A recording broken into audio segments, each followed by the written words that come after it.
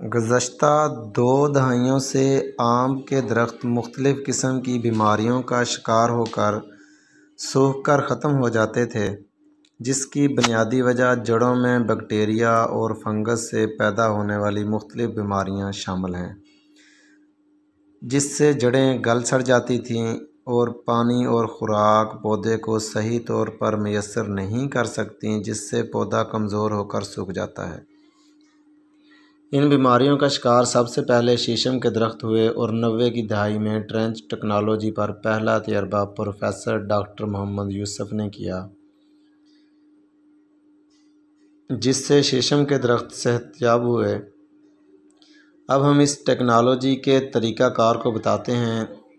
Trench بنانے کے لیے ایسے بیمار پودے کا انتخاب کریں جو کسی بھی بیماری، ناقص پانی، زیادہ آبپاشی، غیر مناسب پانی کا نکاس، نمکیات یا زمین کی وجہ سے کمزوری کا شکار ہیں۔ پودے کی جس جگہ کینوپی ختم ہو رہی ہے، اس جگہ پورے پودے کے گرد گول نشان لگائیں۔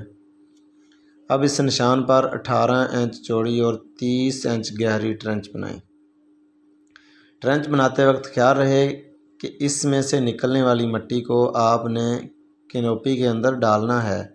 اب اس ٹرنچ نالی کو 12 سے 18 ماہ کے لیے کھلا چھوڑ دیں۔ جب آپ محسوس کریں کہ پودا صحت مند ہونا شروع ہو گیا ہے، تو پھر اس ٹرنچ کے باہر کی طرف مٹی لگا کر پودے کو کنٹرول آبپاشی کریں۔ انشاءاللہ 6 ماہ میں پودا مکمل صحت یاب ہوئے گا۔ احتیاط: ٹرنچ بنانے کے بعد پودے کو کسی قسم کی غیر ضروری کھاد یا دوائی نہیں دینی، صرف وہی آبپاشی